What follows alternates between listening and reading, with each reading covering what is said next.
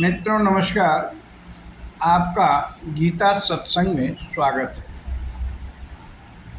पिछले वीडियो में आपने सुना था कि अर्जुन ने भगवान से 8 प्रश्न किए।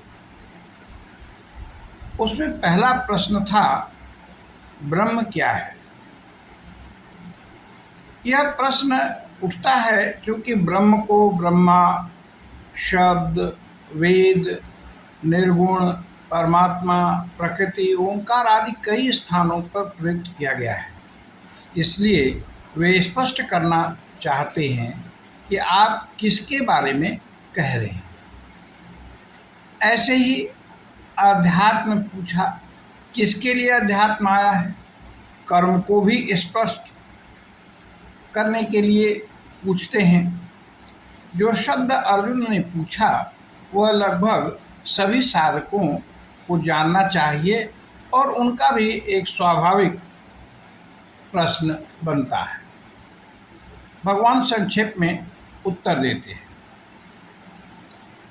अक्षरम ब्रह्म परमम। अक्षर यानी वह जिसका कभी भी क्षरण नहीं होता, उसे ब्रह्म कहा गया। तो यहाँ परम क्यों लगाया गया?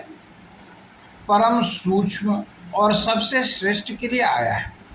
यानी ब्रह्म सूक्ष्मतम तो है ही, वह सबसे उत्तम, सबसे महान, सबसे विराट भी है। वह हर एटम में है। हम जानते हैं, विज्ञान कहता है कि हर पदार्थ एटम से बना है। अति छोटा भाग अणु उसे एटम कहते हैं। उससे भी सूक्ष्म खोजा गया तो वह परमाणु हुआ। परमाणु में भी इलेक्ट्रॉन, प्रोटॉन, न्यूट्रॉन खोजे गए जो न्यूक्लियस के चारों तरफ घूमते रहते हैं। अभी तक यही सूक्ष्मतम माना गया है, पर आगे हो सकता है इससे भी सूक्ष्म चीज़ें मिलें जिसे हम फिलहाल नहीं जानते। तो इस परम सूक्ष्म पर श्रेष्ठतम को ब्रह्म कहा।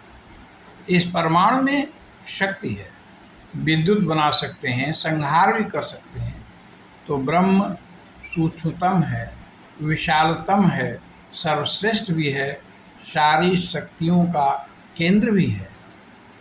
कहते हैं स्वभावो अध्यात्म उच्यते। अपना स्वभाव ही अध्यात्म है, भाव है। अपनी चेतना, आत्मा को अध्यात्म कहा। 8वें अध्याय में कहते हैं भूत भावोद्भव करो विसर्गः कर्म संगीतः।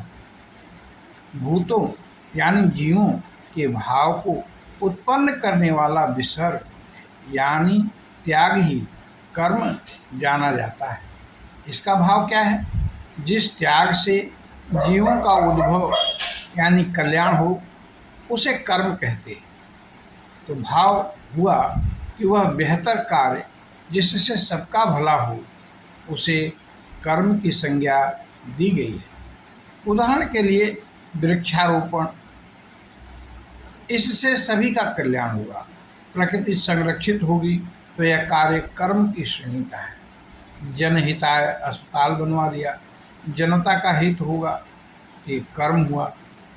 कूप, बावली, तालाब आदि यज्ञ इसी को कहते हैं।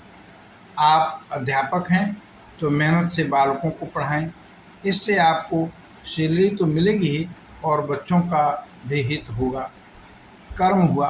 पर आप बच्चों को ऐसे ही अगर मूर्ख बनाते रहे, सैलरी लेते रहे, तो यह कर्म नहीं हुआ।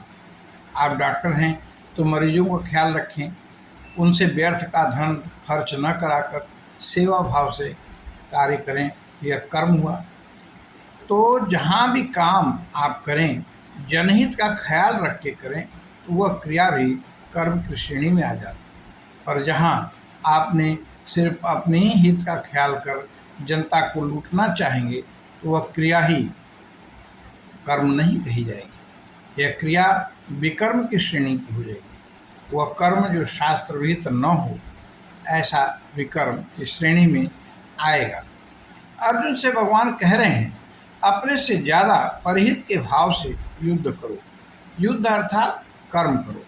अधर्मियों की समाप्ति से ही जनहित संभव है। प्रकृति कर्म करती है, सूर्य उदय होता है, लोगों में शक्ति का संचरण होता है, जीवन मिलता है।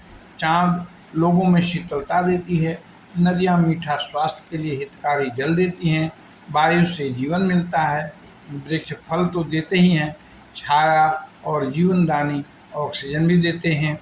तो पृथ्वी रत्न गर्भा है, हमें भी प्रकृति को बदले में उसे पोषण देने का कर्तव्य बनता है। यही कर्म का भाव है। हम अपनी वाणी को यहीं विश्राम देते हैं। आइए भगवान का नाम लेते हैं। हरि ओम तत्सत, हरि ओम तत्सत, हरि ओम तत्सत। आप सभी को बहुत बहुत धन्यवाद। नमस्कार।